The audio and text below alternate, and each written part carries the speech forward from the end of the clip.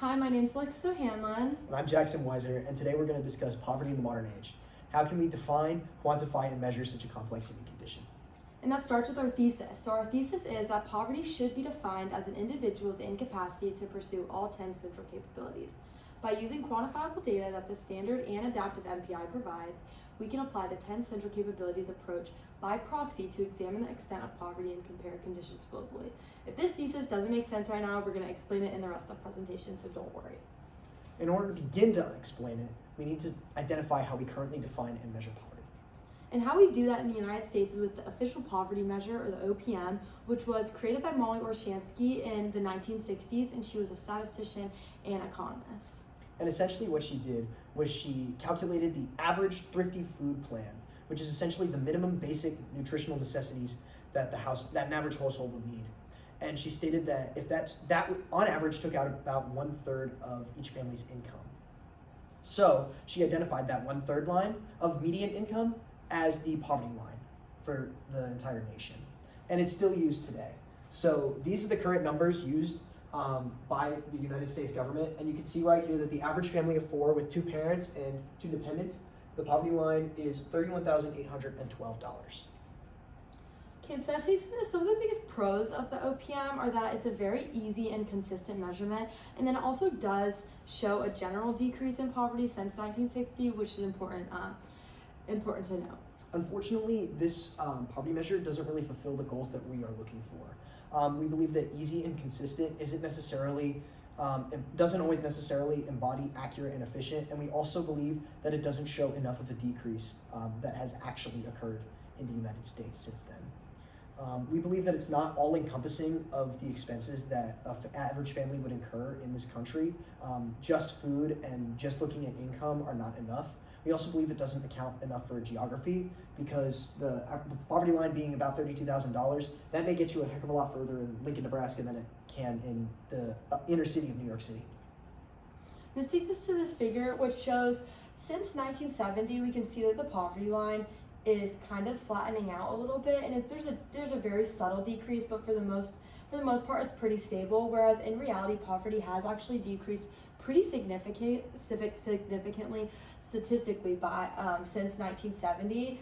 But the reason it's not shown in this OPM chart is because in 1970 there are these in-kind non-cash benefits, these governmental assistance programs that were implemented that the OPM does not account for. It only accounts for income, and therefore it does not show the decrease that in the ways in which these in-kind benefits have actually helped people in poverty. And some arguments against these in-kind benefits are that, look, the poverty number isn't decreasing anymore. Why are we still giving poor people all of this stuff? And that's part of Rector's argument. Rector believes, observes that a lot of poor people actually have refrigerators or televisions or stoves and ovens. And he says, look, they have all these amenities. Are they really actually that poor? Do the poor in this country really have it that bad? And he's really arguing, are the poor really that poor? And are we being misinformed as a society about how poor people are, and how can we address this in a better way? That's mainly Rector's argument. And the one biggest limitation of this chart that he puts in his article is that it really doesn't have any other information about these amenities. So yes, a family might have a refrigerator, but how old is this refrigerator? Yeah, exactly. Also, there's a lot of people rent nowadays, and so that's a big factor. And also, like, a refrigerator for how many people, does it work, how old is it, like all these things that aren't shown in this figure or this chart. Which brings us to our real conclusion regarding what he has to say about poverty. Poverty is not only about amenities and goods. Poverty is more about capabilities and the things that an individual has access to. So before we get to all of that, we're going to discuss the relative poverty measure, yes, which measures economic conditions by comparing the resources of one individual to another in that same nation or that same society. So for example, poverty can be identified as less than 50% of the median income in a certain country. But we believe that this is overall ineffective because it doesn't allow for long-term analysis or long-term comparison to see if poverty has actually decreased over time. Because there will always be a bottom 25% of income. Yes, and so that takes us to the multidimensional poverty index, which is another measurement used, and it's utilized specifically by the United Nations Development Program, and it does include global violent conflict data with poverty analysis. And this is the calculation that they use. So they look at each of these kind of aspects of life. What we were talking about earlier with kind of the capabilities that people have and the access that people have, this is what we were talking about. We believe that this is getting closer to the ideal measurement of poverty in the world. But the biggest limitation of the MPI is, for example, are malnutrition and child mortality accurate depictions of health? And these subunits of health might be an accurate depiction for a less developed country, but for a more affluent, well-developed country, we might need new standards, which is what me and Jackson are arguing, that this is the biggest limitation of the MPI, and therefore we need an adaptive MPI that adapts to affluent societies. So to put this in perspective and an example, in a very affluent city or country, such as the US, a cell phone might be needed for transportation, for work, for everyday living, whereas in a more rural community or a rural country or a less developed country, you might not need a cell phone for everyday living. And so these standards and thresholds need to be adapted to different affluencies in countries. exactly. So how should we define and measure poverty? So this takes us into what I was talking about earlier, is adapting the MPI for use in affluent countries.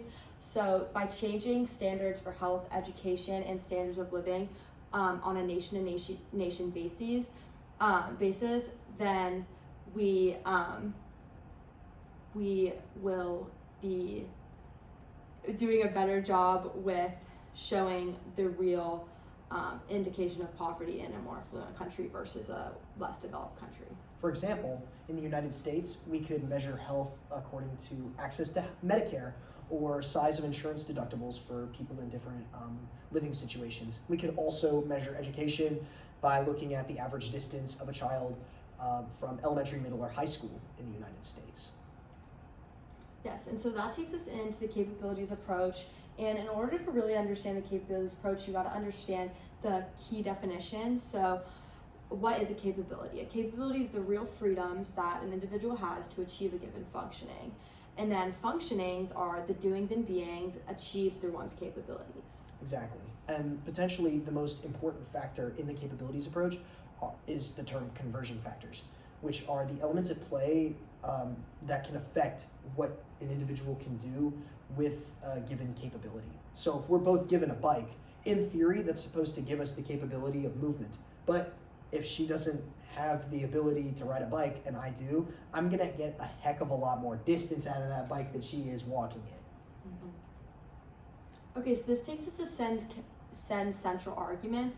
And Sen argues that a universalist is culturally imperialistic and is not, should not be something utilized by the capabilities approach, because a country or a certain location could impose their values and ideals on another, and so a universalist does not encompass the differing customs and ideals of differing places and locations. Exactly. However, in our kind of rendition of the central capabilities, we believe that the central capabilities can differ by each country. So if one country believes that this capability needs to be tweaked a little bit in order to best measure poverty for its people, that can happen. So kind of to counter Sen's central idea that it's culturally imperialistic, it doesn't have to be if it's interpreted rather than used as a hard, rigid framework. Which takes us to Nussbaum's 10 central capabilities, her actual central arguments that we're using. She believes that a universalist provides a tangible constitution that can actually allow governments to create real policy. She believes a universalist can ensure basic human rights like females. She's a feminist philosopher, and so she really believes in feminist rights and female rights, and so that's her biggest argument and reason for this. Exactly. These are Nussbaum's 10 central capabilities. These two, she argues, are the most significant because they contribute to the realization of all of her other standards for capability. And so how do the MPI and Nussbaum's 10 central capabilities work together as shown in our thesis?